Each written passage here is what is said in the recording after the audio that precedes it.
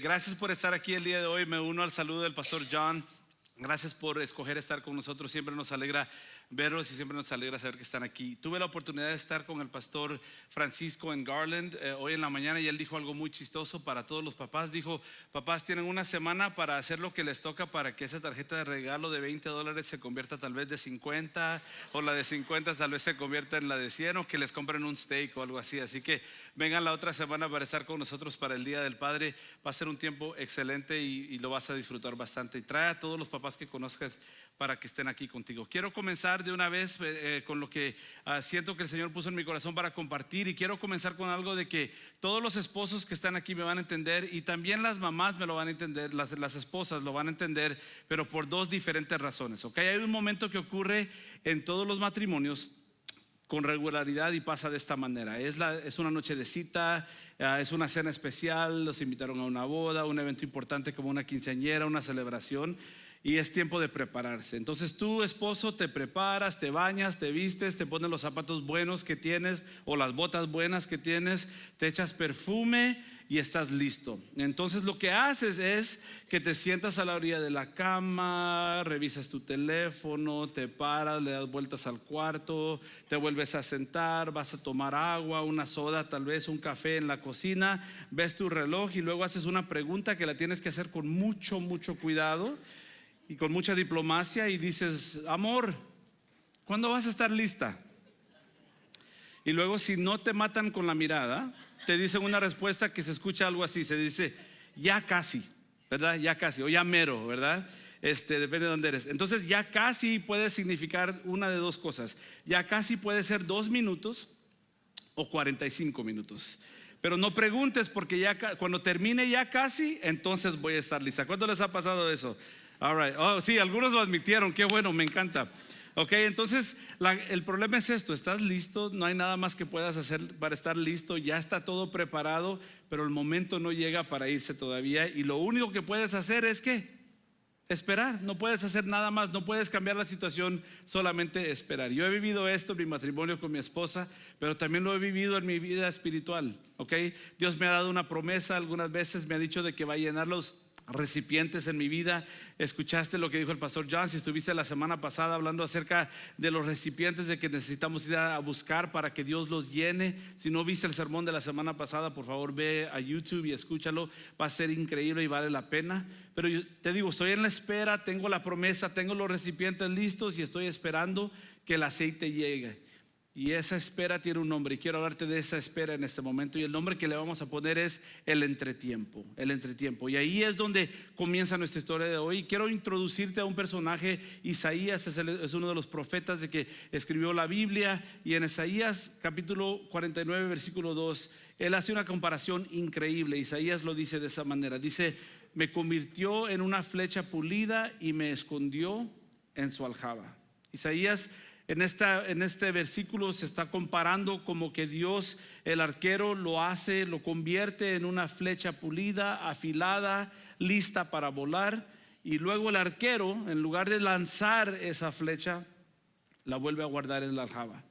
Y no sé si tú te has sentido así de alguna vez: listo pero nada se mueve, con una promesa pero sin la oportunidad de vivir esa promesa, fiel pero invisible, con más para dar pero sin que nadie necesite lo que tú tienes para dar. Eso es lo que llamamos el entretiempo, ¿verdad? Yo quiero hablarles de ese lugar, ese espacio entre la promesa y el cumplimiento de la promesa, entre el sueño y el trono, entre la flecha lista y el momento que es lanzada.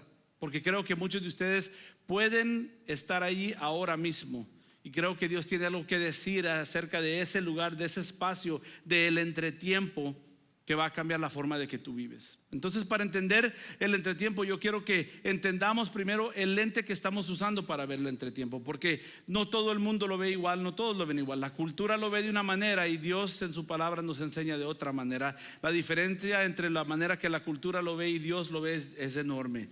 Las redes sociales nos han enseñado de que si nadie lo puede ver, no pasó. Si no está en tu historia, si no lo posteaste, no pasó y no importa, no cuenta. Si no tienes seguidores, no tienes influencia. Si tu vida no parece perfecta en una foto, entonces algo está mal. Así nos han enseñado. Así que medimos nuestra vida con la métrica de la cultura. Si tu negocio no está creciendo, algo está mal. Si tu familia no se ve perfecta, y uso esa palabra a propósito, pues algo está mal. Si no estás avanzando en tu carrera, algo está mal. Si tu historia no tiene un arco histórico perfecto, lucha, superación, éxito visible, una victoria, entonces sientes que te estás quedando atrás. Entonces cuando llega ese entretiempo, cuando Dios te inserta en tu vida un entretiempo, cuando Dios te pone como flecha de vuelta en la aljaba, lo mides con esa métrica, y cuando lo mides con esa métrica, el entretiempo empieza a parecerse como un fracaso, ¿verdad? Siempre parece de que los demás están avanzando y tú estás parado. Y nadie está publicando sobre su temporada de espera, ¿verdad? No puedes ir a TikTok y buscar canales de cómo se ve vivir en el desierto bíblico, ¿verdad? El algoritmo no favorece a los que están en el proceso silencioso de formación. Pero aquí es el problema. Si le ponemos atención a eso, estamos usando la métrica equivocada en nuestra propia vida. Porque la cultura mide visibilidad, pero Dios mide formación. La cultura mide la plataforma que tienes, pero Dios mide tu carácter. La cultura mide cuántos seguidores tienes, pero Dios mide tu fidelidad. Y escucha esto, porque es extremadamente importante.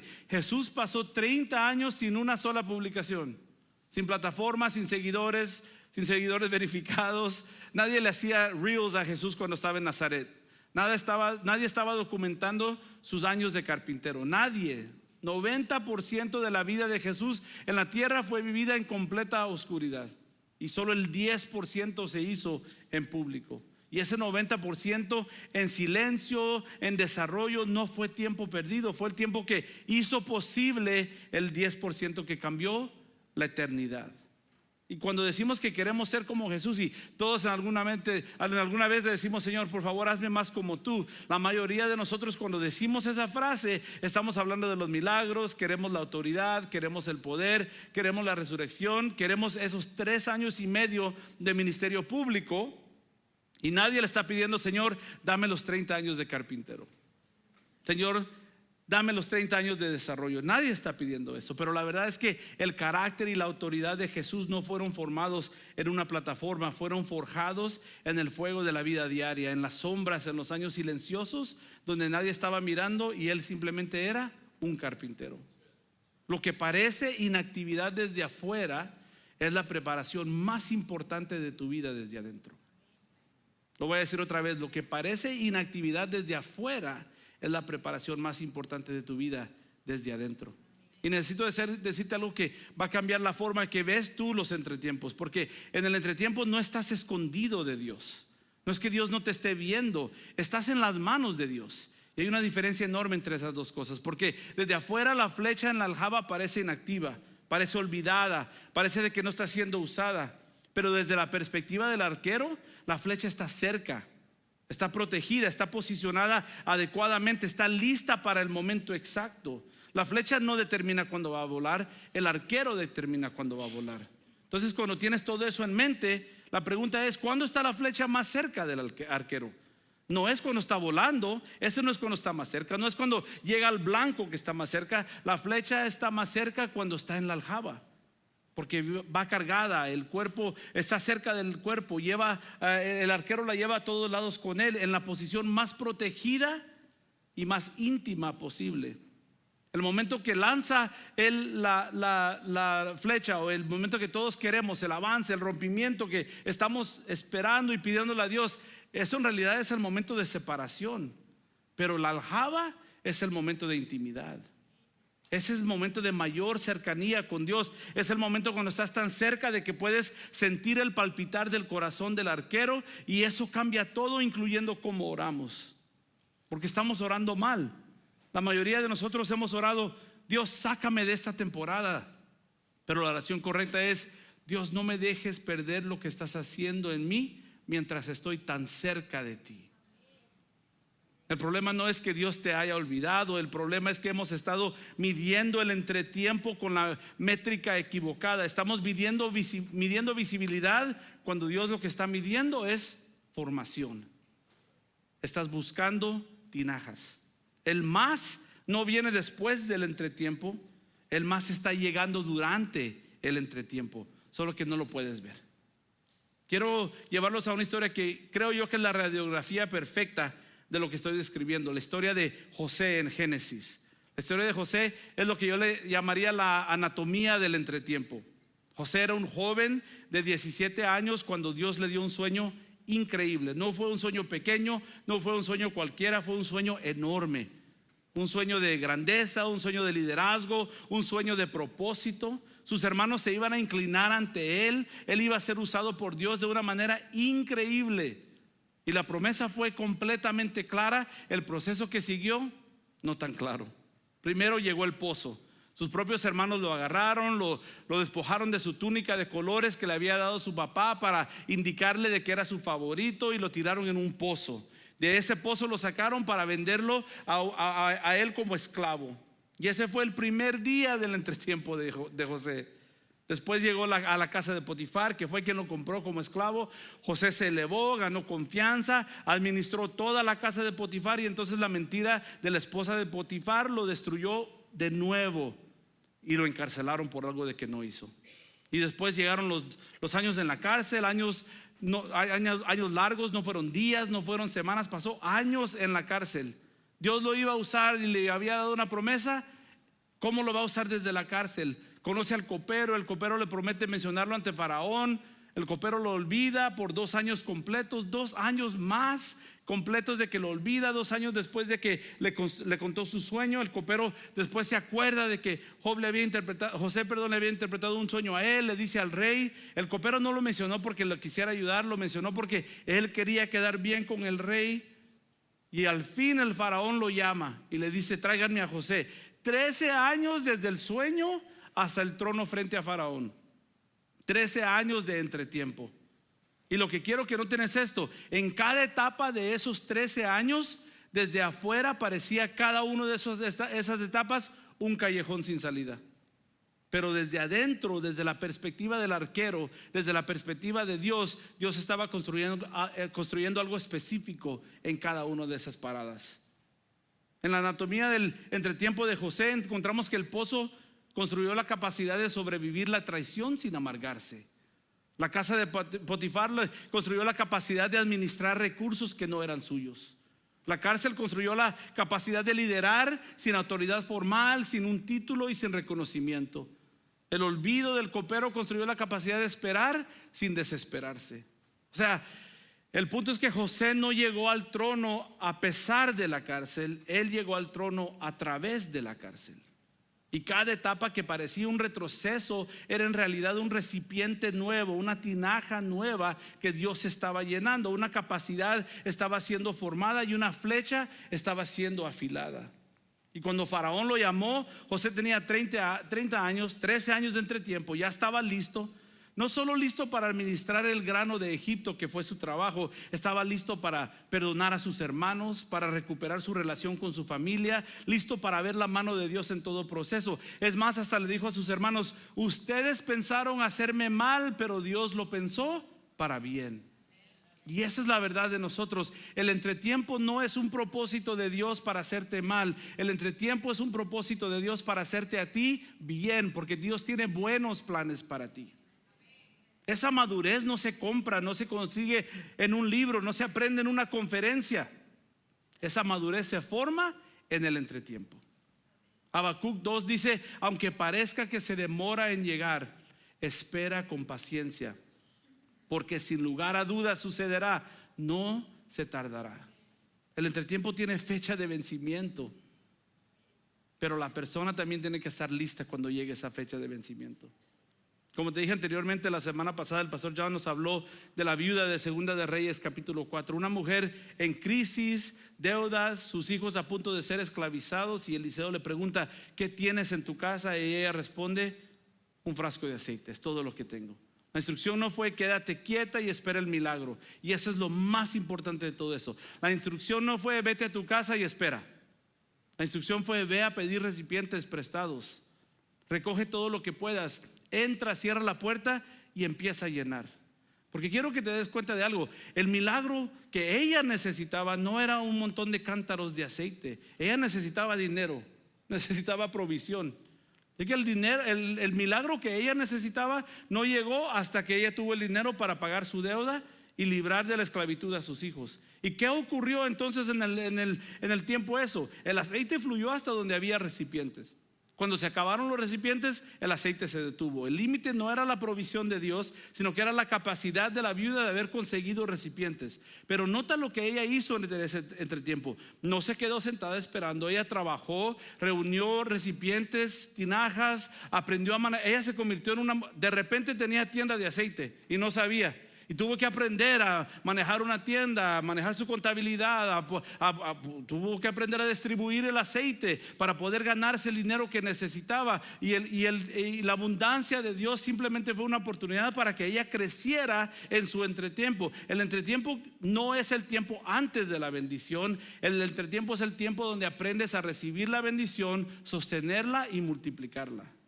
Dios no te puede dar lo que tu vida no puede sostener todavía. El entretiempo es donde se construye la capacidad de recibir lo que Dios te quiere dar. En 1772, un hombre llamado John Newton escribió las letras del himno más famoso de la historia. En inglés se llama Amazing Grace. Nosotros lo conocemos en español como Sublime Gracia. Pero Newton no escribió la melodía, él solamente escribió la letra. Los historiadores nos dicen de que Newton tomó la melodía de los esclavos africanos que viajaban en los barcos que él mismo capitaneaba antes de su conversión. Porque antes de ser predicador, antes de ser compositor de himnos, él era un capitán de un barco negrero. Y esa melodía era originalmente una canción de lamento, un canto de dolor que los cautivos entonaban en la oscuridad del fondo del barco, sin nombre, sin autor, sin plataforma, sin audiencia, y nadie les aplaudía. Eran esclavos en el peor entretiempo imaginable, cautivos, sufrientes, completamente invisibles para el mundo. Y en ese dolor, en esa oscuridad, en ese entretiempo que ninguno de ellos había elegido, crearon algo importante para la iglesia. Si hoy vas a la biblioteca del Congreso en Washington DC y buscas la partitura original de este canto, Amazing Grace, vas a encontrar que dice Amazing Grace, letra John Newton, melodía desconocido, sin nombre. Nadie reconocido, nadie recibe el crédito. Pero esa melodía, nacida en el entretiempo más oscuro que puedes imaginar, se ha traducido a más de 50 idiomas.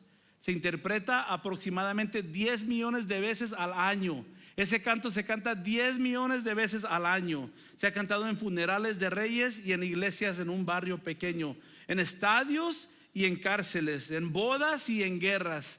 Se canta en inglés, en alemán. Los cherokees lo cantan durante el Sendero de las Lágrimas, en mandarín, en tagalo. Y aquí en esta iglesia lo cantamos muchas veces al año. Por más de 250 años esa melodía ha cubierto la tierra y la escribieron personas que nunca supieron lo que estaban creando. Personas de que no tenían nombre, ningún registro histórico. Personas en su peor momento, en su oscuridad más profunda, en un entretiempo que nadie hubiera elegido.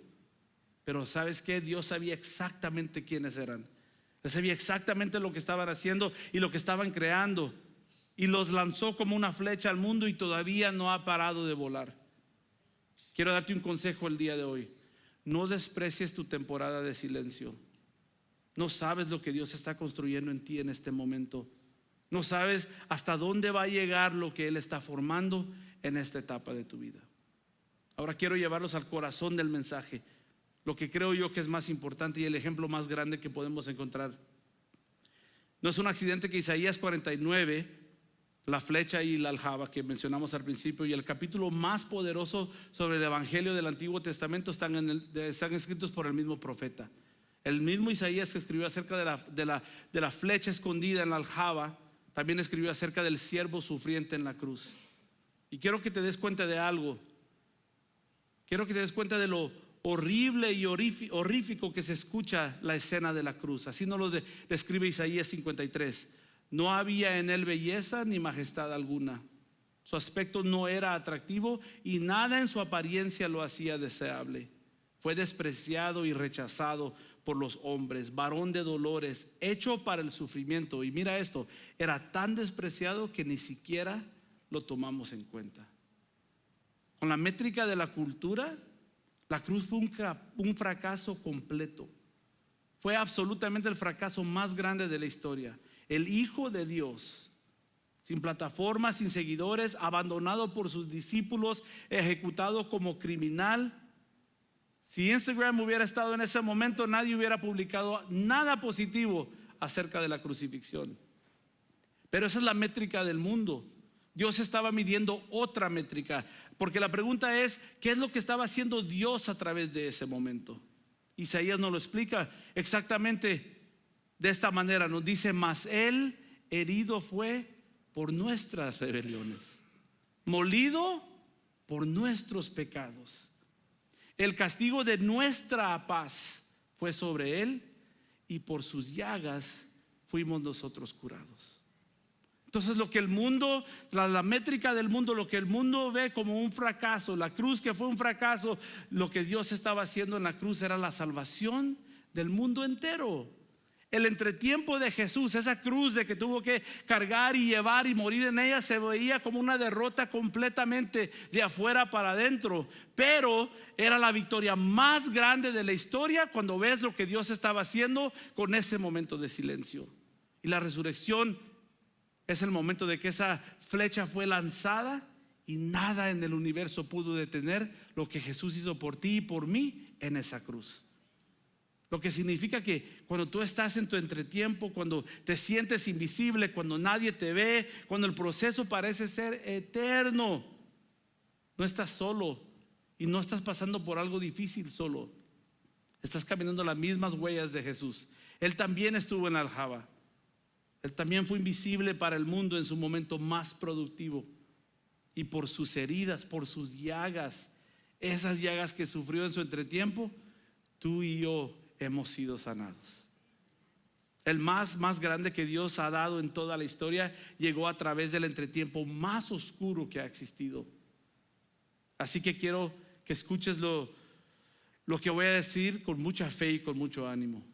Escúchame bien esto: tu entretiempo no es el fin de tu historia, es donde la historia más importante está siendo escrita. Quiero compartirles una historia personal. Hace 8 años mi familia y yo dejamos la iglesia donde habíamos servido toda nuestra vida, la iglesia que pastorea mi papá, la iglesia Vida, que está aquí en Mesquite. Y quiero ser claro, la decisión fue clara. Dios nos habló, Dios nos dio mucha dirección. Sabíamos, Melissa y yo, lo que Dios nos estaba llamando a hacer. No hubo escándalo, no hubo conflicto, no hubo drama teológico. Alguna gente quería que hubiera escándalo, pero no había escándalo. Simplemente sentimos el llamado de Dios a un nuevo capítulo en nuestra vida. Pero esa verdad no lo hizo más fácil. ¿Sabes por qué? Porque en Iglesia Vida, Melissa y yo habíamos sido líderes de jóvenes, habíamos sido directores de alabanza, ejecutores de visión. Yo había predicado, yo había liderado, yo había tenido mucha influencia. Mi familia era la familia del pastor, mi papá era el pastor o es el pastor. Y eso venía con un nivel de identidad, de visibilidad, de pertenencia que no sabía que lo tenía tan profundamente hasta que ya no lo tenía y lo perdí. Entonces llegamos a North Place y entramos por las puertas y nos sentamos. Nada más, nos sentamos, solo eso. Escogíamos la silla donde nos queríamos sentar cada semana y nos sentamos. Yo me senté en una silla como ustedes, como miembro de la congregación, nada más, sin micrófono, sin título, sin responsabilidad. Y luego veía a otras personas dirigían la adoración, estaban al frente. Veía a otros predicar, veía a otros hacer lo que yo había hecho por tantos años. Y si te puedo ser 100% honesto, no siempre lo tomé con gracia. Hubo domingos de que esa aljaba se sentía bien apretada y bien incómoda. Pero lo que yo no sabía, lo que mi familia no sabía, era de que Dios tenía un trabajo que tenía que hacer en nuestros corazones antes de darnos de vuelta cualquier plataforma o responsabilidad. Tenía que ajustar lo que veíamos y cómo lo veíamos a Él. Nuestra visión para el ministerio tenía que ser expandida. Nuestra comprensión del amor de Dios necesitaba ser profundizada. Y nuestro amor genuino por las personas, no por una plataforma, no por tener influencia, sino por las personas, necesitaba ser sanada y reorientada. En esa temporada el pastor Brian predicó una serie basada en el libro de Tim Keller, El Dios Pródigo, y esa serie nos rompió por completo en una buena manera. Nos mostró un padre de que corre a sus hijos, que celebra el regreso, que ve más de sus hijos de lo que ellos ven en sí mismos. Y después tuvimos la oportunidad de trabajar en los campamentos para los niños que están bajo el cuidado del Estado, que 8 años después todavía estamos trabajando en esos campamentos. Pero servir a familias que estaban criando niños que no eran sus hijos biológicos nos conmovió. Invitar al que nadie más está invitando, amar al que nadie más invita, buscar al que todos los demás han olvidado. Algo de ese servicio anónimo, sin título y sin reconocimiento, algo de eso terminó de sanar lo que necesitaba ser sanado en nuestros corazones. El arquero nos tenía en la aljaba, no porque éramos malos, no porque habíamos cometido un error o fallado de alguna manera. Nos tenía en la aljaba porque había trabajo que hacer en nosotros antes de que pudiera usarnos con lo que Él tenía en mente, antes de lanzarnos. Y les digo esto, lo que Dios formó en nosotros durante esa temporada, la teología ajustada, el amor genuino por las personas, la humildad de servir sin ser vistos, eso es lo que sostiene todo lo que Dios nos ha dado desde ese entonces. Sin ese entretiempo no podríamos cargar lo que estamos cargando hoy. El aceite que fluye ahora fluye porque en ese momento Dios creó recipientes para recibirlo. Y es por eso que entiendo yo Isaías 49. Porque la flecha está en la aljaba, está afilada, está lista, no sabe cuándo va a volar, no puede ver el blanco, solo sabe de que está en las manos del arquero. ¿Y sabes qué? Eso es suficiente. Eso es suficiente. No tienes que saber lo que Dios está haciendo, no puedes entender lo que Dios está haciendo. Tal vez no ves el blanco claro, pero estás en la aljaba, en las manos del arquero, y sabes que eso es suficiente. Porque hay un momento, va a llegar un momento que el arquero ya tiene en mente, en el que la mano se va a mover, en el que la aljaba se va a abrir, en el que la flecha va a salir disparada hacia exactamente lo que el arquero quería hacer. Habacuc lo dijo: si parece que tarda, espérala, porque sin falta vendrá. José esperó 13 años. Los esclavos sin nombre esperaron 250 años, siglos para que ocurriera. Jesús esperó 30 años en Nazaret para 3 años y medio que cambiaron la eternidad. Y cuando llegó el momento, el arquero alcanzó y nada pudo detener la flecha y pegó en el blanco. Así que quiero preguntarte algo esta tarde. ¿En qué área de tu vida estás en el entretiempo ahora mismo? ¿Dónde sientes que eres una flecha afilada que sigue en la aljaba? ¿Estás en un entretiempo de duelo? Tal vez estás esperando de que Dios restaure algo de que perdiste. Tal vez estás en un entretiempo de oscuridad, haciendo lo correcto, pero sin que nadie lo vea. Y te sientes escondido y que nadie sabe que estás ahí. Un entretiempo de injusticia, teniendo que quedarte quieto cuando todo en ti quiere defenderse. O tal vez es un entretiempo de preparación, que sientes el llamado con claridad, pero sin que la puerta se abra todavía. Sea cual sea tu entretiempo, quiero que escuches esto. No te salgas de la aljaba antes de tiempo. No trates de volar solo, no lo vas a poder hacer. No desperdicies el proceso que está formando Dios en ti en este momento. Pero sobre todo, no desperdicies la intimidad con Dios de este momento. Nunca vas a estar más cerca del arquero que cuando estés en la aljaba. Él te lleva contra su cuerpo, te protege y te posiciona, te prepara y luego te lanza. El más no viene después del entretiempo, el más está llegando durante el entretiempo. Lo que Dios está haciendo en ti ahora mismo, eso es el más. No estás esperando, estás viviendo el más. Solo que todavía tal vez no lo puedes ver, pero quiero que sepas bien de que Dios está contigo ahora. Así que te dejo con esto. Confía en el arquero. Él sabe exactamente lo que está haciendo contigo y no tienes que temer ni tienes que preocuparte. Quiero que cerremos con una oración juntos. Y quiero que esta oración sea honesta. Te voy a ser sincero, no vamos a orar para salir del entretiempo. No vamos a orar para que Dios le ponga 2x al video del entretiempo para que termine más rápido. Así veo yo mis videos de YouTube. Vamos a verlo a 1%, como viene. Vamos a orar para no perdernos lo que Dios está haciendo en el entretiempo.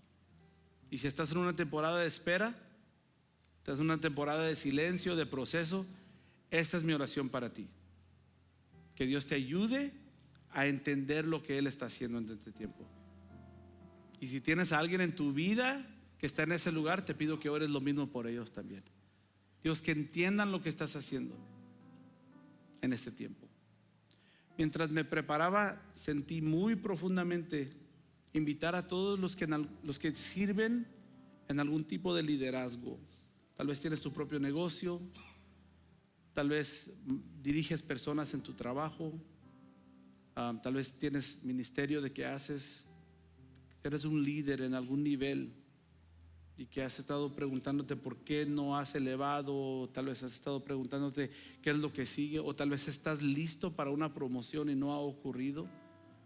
Y quiero animarte a que te mantengas en la aljaba el tiempo de que Dios te necesite en la aljaba, y que no pienses de que es un error, de que no has sido elevado, que no has sido promovido. No pienses que es un error de que Dios te volvió a guardar en la aljaba. Conéctate al ritmo del corazón de Dios, ahí cerquita de Él. Él sabe lo que está haciendo, no tengas pena. Él te está cuidando y está contigo. Ponte de pie, por favor, y escribí una oración de que me gustaría que leamos juntos.